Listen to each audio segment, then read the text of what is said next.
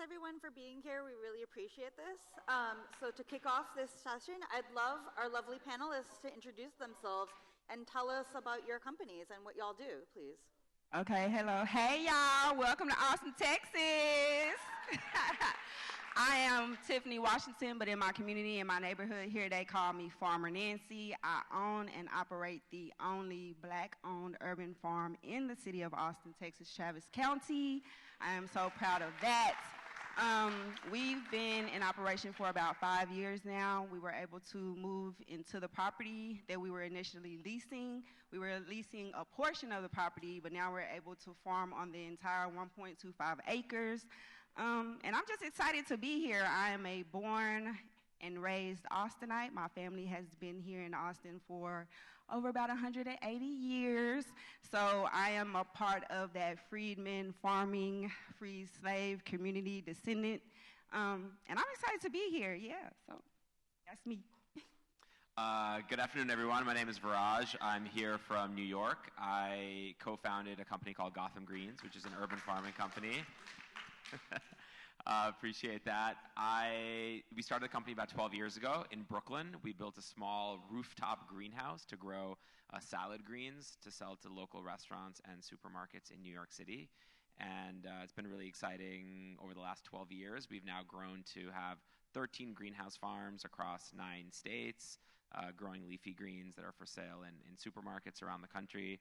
And we have, proudly have about 600 urban farmers now working in our greenhouses. Great to be here. Hi, I'm Jacob Pechenik, the founder and CEO of Let Us Grow. Let Us Grow is about 7 years old. We make it super fun and stress-free for everyone to grow their own food at home. That means all of you, without requiring a green thumb or having time, experience, or that much knowledge in how to do it. We launched our first product called the Farm Stand 4 years ago, which is a hydroponic growing system, and we just launched its new, younger, cuter sister 2 days ago called the Farm Stand Nook. The secret sauce of making it all work is that we have a network of farms across the country that grow baby plants, and we ship those plants directly to your door. And then you put those plants in the farm stands and they do the rest of the work so that you have a very delicious, reliable, healthy harvest in 3 weeks. And so the result is not only the yummy produce that you're going to eat, but you also save 98% of the water, 99% of the emissions with a conventional food through the store. Hello, everyone. I'm Marc Oshima. As was shared, I'm one of the co-founders of AeroFarms. We've been one of the pioneers for indoor vertical farming. Our global headquarters are in Newark, New Jersey, and we actually have operations throughout the U.S. and then also in the Middle East. And our products can be enjoyed nationwide as well. So this idea of, how do we think differently about not only local production, but year-round production. The idea that we can really focus on flavor, we can focus on nutrient density. One of the things that we're really excited about is not only the work we're doing with the large-scale commercial farms, we have a whole series of community farms that are part of different inner-city schools, different housing projects, as well as community centers. So making that connection with the food. So it's really exciting to hear from our other fellow panelists as well about how we can help build this community of engaged eaters and consumers. So excited to be here. That sounds all awesome. And so this is a two-part question. Why did y'all feel the need to start what you're doing, and how are y'all helping this sort of state of urban farming right now? Whoever wants to go first. I did not come from a farming background at all. Growing up in 2 of the nation's largest cities, New York and Chicago, as a child. But I was always drawn to sort of environmental sustainability, and in my early part of my career, I worked in clean technology, broadly speaking. So renewable energy, I was all about sort of solar and wind, and thought my career would be spent helping to expand those, clean sources of energy for the 21st century and beyond. And it was while working at an engineering firm in New York City that I got staffed on a small hydroponic greenhouse project. I had no idea what hydroponics were. I had never even thought about the food system, where the food that I was eating, where really came from. And that led to some research about how enormous the climate crisis is impacting our food system and how unsustainable it really is from a natural resource consumption. Agriculture is responsible for 70% of the fresh water that we consume on the planet. It's responsible. It uses about 2/3 of the land that we have on the planet, and yet, we're malnourished. We have diet-related diseases. We're not eating enough fruits and vegetables, and there's just so many other issues. We heard about worker welfare and so many other things, and it felt like this was a great technology to use to grow produce using less land, less water, less shipping and emissions, and it seemed like a really great technological solution to put better food on the plate. And then at the time, this is sort of in the early 2000s or mid-2000s, aughts, I guess, seeing that consumers suddenly were waking up to the awareness of food issues. Farmers markets started to become popular, and community gardens suddenly were going through more of a renaissance, and chefs were talking about where they were sourcing their ingredients, and it felt like a really opportune time to launch a little startup to grow produce in New York. And two more anecdotes, and I'll hand it to my panelists. In New York City, you have 9 million people in New York. You have 25 million in the metro area, and it's responsible for 10 to 15% of all the leafy greens that are consumed in the United States, right? And 99% of them at the time were being grown in drought-stricken areas of California and Arizona, spending almost 40 gallons of water to grow a single head of lettuce and then having to ship it all across the country. It felt like, hey, if we can grow the same head of lettuce using 3 gallons of water and we don't have to ship it across the country, that would be really a compelling, a benefit for people. And the second one was I was eating at an Italian restaurant in Brooklyn, and this was when I was researching the business and writing the business plan, and I asked the waiter where the basil had come from, and the waiter had no idea. I was like, no one's asked me that before. I got to go ask the chef or something. And later at the end of the meal, he came over and said, oh, I found out from our manager that this basil is actually grown in Israel. So the basil has been grown in Israel, flown to the United States, and that's what's making it onto my dinner plate. And that was really kind of when the idea for the business was born, is there's a better way to do it here locally. Right. So I started farming because I'm a service-disabled combat veteran, first of all. And so one of the things I was doing was gardening for my own therapy. And I think that as I got into the gardening, I just started asking myself, what does this look like on a larger scale? And then I looked around my community, and I didn't see any farmers that looked like me. That was just a real thing.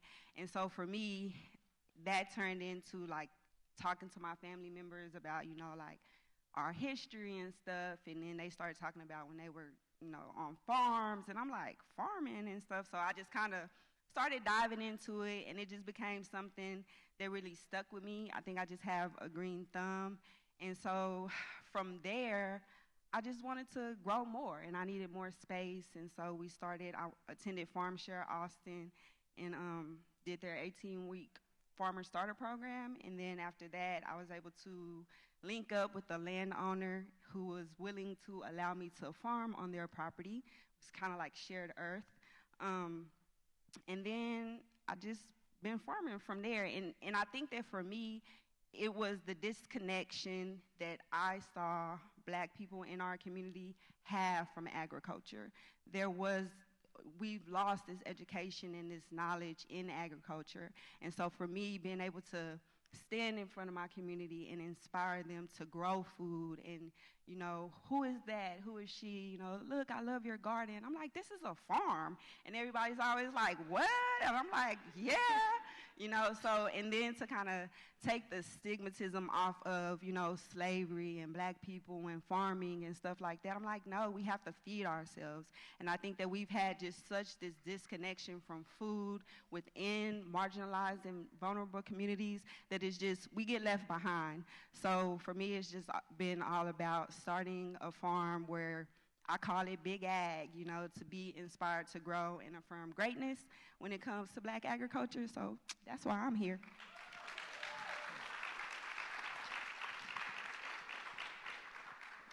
It all started for me about 7 years ago or 8 years ago when I learned I was going to be a dad and was really conscious about the food that we were eating and saw chemicals in almost everything. And it was like, let's just eat food as nature intended.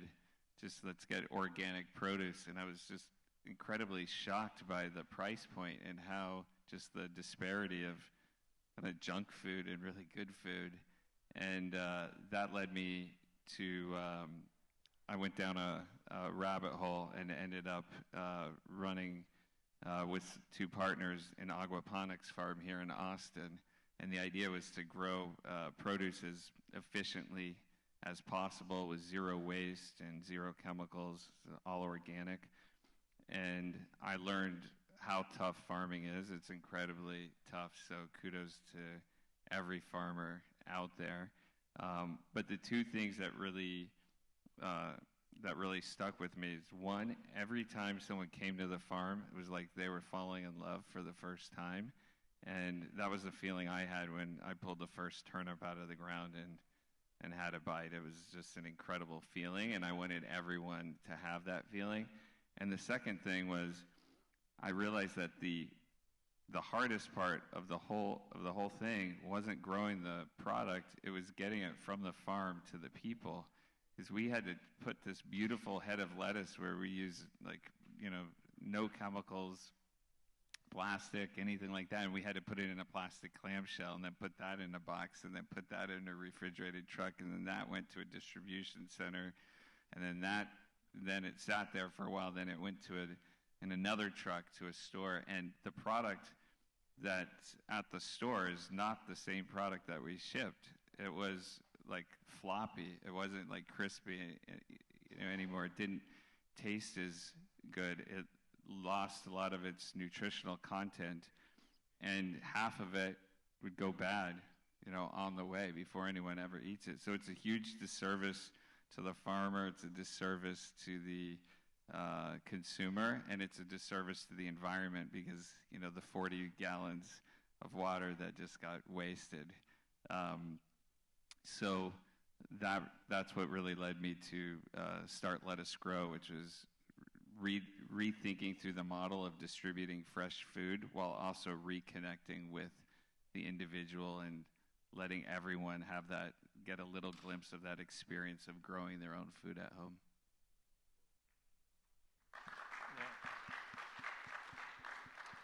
For me, it was my background. I have headed marketing for supermarkets as well as for specialty food retailers, and seeing firsthand that consumer's interest that people just highlighted in terms of where is their food coming from, how is it prepared, how is it sourced, but more importantly, how is it grown, and seeing an opportunity to be able to be on the producer side, and that was really very seminal in thinking about a new way of farming. It was also work I did for the food bank for New York City. So Viraj just talked about some of the challenges that we see just within that system. If 1 out of 5 people are facing issues in terms of access to food, we have to do better. We have to think differently about our food system. How do we increase access? And so that's always been a key foundation in thinking about founding AeroFarms. We came together from day one, mission-driven. We're a certified B Corporation, and thinking about, again, not only the environment, but also our team members, fair wages, benefits, and how we grow. But increasing access to that healthy food is really a core part of what we're trying to do. And so that's really been exciting for us to think about, again, how do we imagine, but use technology so we can help address some of the things that even Jacob has talked about in terms of, that quality, that shelf life, how to make sure we accentuate the flavor, that nutrient density as well. The control and precision we can have within our growing systems allows us to be able to think about what we call a growing algorithm, and it allows us to be able to be that much more efficient, up to 95% less water, 0 pesticides, but more importantly, have that high quality all year round, and so be able to offer those choices. So it's leveraging technology to reimagine, again, the food system and think about, again, the kind of impact we can have. And it sounds like the common thing between y'all is that we want people to reconnect with their food and where it's coming from in a sustainable, localized way, too. And I feel like urban farming has come a long way since everyone started during your respective times. But what are some issues that you still see now in the urban farming worlds that should be addressed and that y'all are trying to work on? I think that, honestly, it's establishing the fact that there is a such thing as urban farms. I think that, like, these fellas up here, they got big businesses, Laugh, y'all. I did not come here to be stiff at all. So, these fellas up here, these are your examples of like big farm money, like, local community farm money. So Farmer Nancy is just like in the community, in your local neighborhood. We growing veg. When you walk by and you look hungry, here goes a tomato, I got you. So the problems are people don't know where these farms are. He just literally said when you go to Aqua Dolce, you didn't know it was there, and you get excited. You be like, it's a whole farm here with fish tanks, and they raising fish and growing poppies out here, and people don't know, so, and then that's another thing, the disconnect in the cultures and the demographics and the people who actually have access to the knowledge of agriculture. It's just a huge thing for me when it comes to the city of Austin. And I don't think it's unique to Austin when it comes to a lot of big cities who are pushing green eating or green initiatives, even with the climate. You don't see them really do outreach to a lot of marginalized communities. The community that my farm serves, it's just kind of left out to what the handouts, what comes along or what they can get. There isn't anybody who's specifically growing food for the community. A lot of the food that's grown in our communities goes to restaurants and, bigger commercial things. It's not, no one's like, I'm gonna grow this food and it's gonna specifically go from my urban farm across the street to this grocery store and out into the community. And I'm fortunate enough to have my farm across the street from a grocery store. It's a La Marqueta. So it goes from black to brown out into vulnerable communities, and that's just a big conversation we don't have with urban farming. And when we rethink it, I feel like we really have to add some pepper and the salt. One thing I'll say is, that urban farming is in some ways a really nice, beautiful umbrella term for many different types of activities, right? That's something that's really important. You've got amazing classroom gardens, right? My good friend Stephen Ritz here with Green Bronx Machine, right? Getting small farms into the classrooms of youngsters, right? So they can learn about how food tastes, how you grow it, the science, the biology, nutrition, all sorts of pedagogical benefits. You've got community farms that are really providing a need of food for people who don't have access to food. You've got community activities. They can be community gathering places. And then on the other end of the spectrum, you can have commercial scale urban farms that are serving big institutions and big supermarkets. So there's many different applications and types of urban farmings, and there's many crossover benefits. But I think they're all sort of rooted, no pun intended, in this common desire to bring us closer to our food system and to improve diets and improve the health of the planet. Now, in terms of challenges, I will say that even though there's such a huge variety of types of urban farming projects, I think one common thread, which is a challenge, is kind of the regulatory landscape. Zoning and regulations and ordinances can be challenging in your local village, town, city, state, federal level, right? And it's really no one's fault. It's just that as we've sort of modernized as a society, agriculture has moved out of cities and into more rural areas. So now when someone in a city says, I want to have chickens in my backyard, or I want to keep bees, or I want to farm on my rooftop, or I want to farm in that empty lot across the street, one is often faced with a lot of barriers, right? You just can't do it. And some of the barriers are for good reason, right? You don't want to farm in contaminated soil, for example. You want to make sure there's food safety practices are good, especially if you're feeding people. So overall, I think one of the biggest challenges is the regulatory environment. But the good news is that because urban farming has gone through this renaissance over the last 20 years, policymakers, entrepreneurs, community activists, academics are all sort of making a lot of noise about this, and you've started to see dozens of cities and municipalities around the country update all their regulations and ordinances to allow for different types of urban farming projects. I tend to focus on the urban farms getting their produce to market, and I think it's incredibly difficult because you look at the grocery stores and they want to deal with very large corporations like industrialized ag. It's a lot easier for them to deal with the inventory and purchasing and things like that. But if you look at all the farms around here, there's enough to serve the local population, or at least a large majority of it. I think where the issue is the consumer, because the consumer is not asking questions when they go to the store, when they go eat at the restaurant. They're not saying, where did this come from? And they're not demanding it. And because they're not demanding it or asking for it, the funds aren't flowing to bring the infrastructure into place to get the food to market. With Let Us Grow, what I think we're doing more than helping people grow their own food is we're growing little farmers.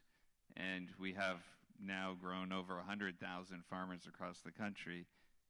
They're not only, they're growing a portion of their own food, but they're still eating out. But now they feel empowered and qualified to have an opinion as to where the rest of their food comes from and how it was grown. And they're also more mindful about things like waste. So that's what I hope then creates kind of the economic demand in the cover for all the small local farms to benefit from, just people caring more and more about their food. An analogy or anecdote, I think, is like with, a long time ago in the 70s, there was like 3 different beer companies, and they all tasted the same, kind of like yellow fizzy water. But then people started brewing their own beer at home and started to really care about the hops or the barley and the different technique and things like that. And now, what do you have? Breweries didn't go away. Now there's thousands of microbreweries here because people really value the beer. They value the taste and where it came from. And I think we need to do the same thing with food so that people value and respect the local farms that have grown the food.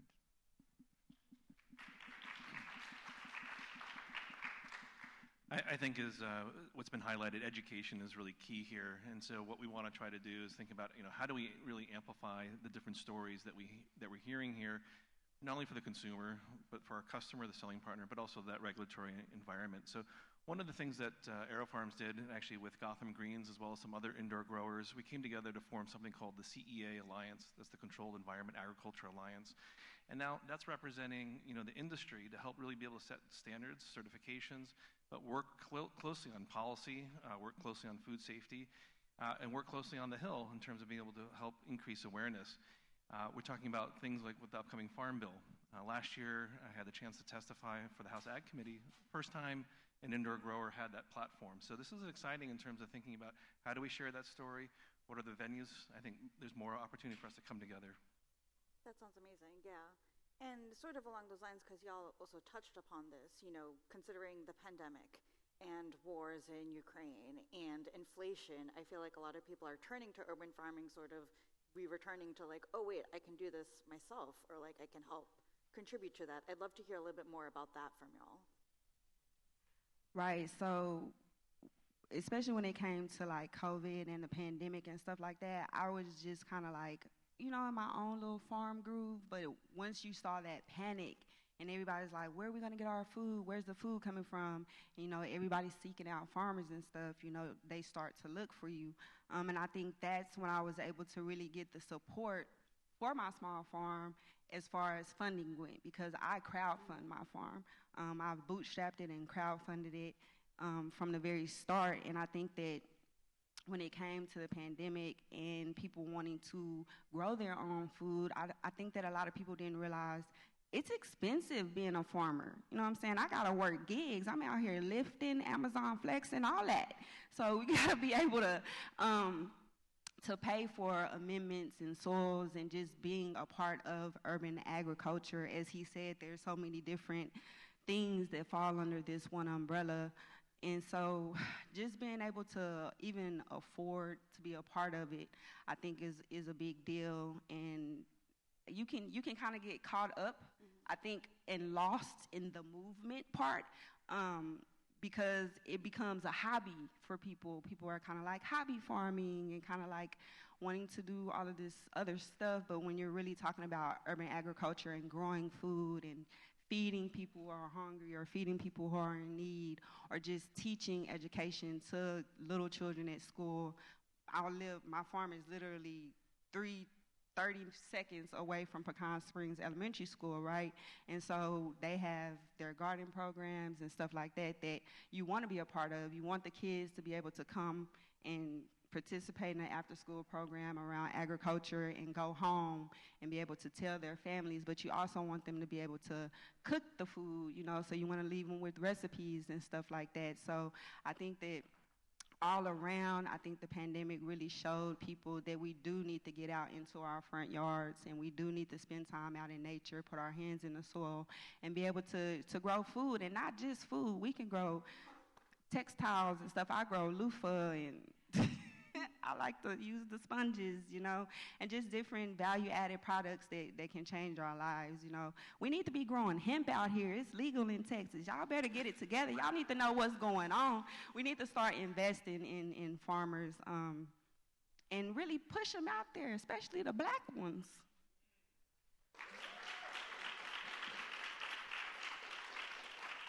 So in our experience, the pandemic was, from a getting products to market standpoint, I think it actually helped in, benefit the benefits or highlight the benefits of more localized agriculture, right? So our company, straight up, I'll tell you, 90% of our sales go to big supermarkets, okay? But 10 years ago when we started, the supermarkets would barely talk to us, right? But then they were like, oh, okay, the product's fresher, we get it. Consumers want more locally grown product. Okay, we'll give you a little bit, we'll give you one spot on the shelf, right? We have, there's like 200, facings of lettuce in, say, a supermarket, and they're like, okay, we'll give you one. Now that's sort of grown to 10.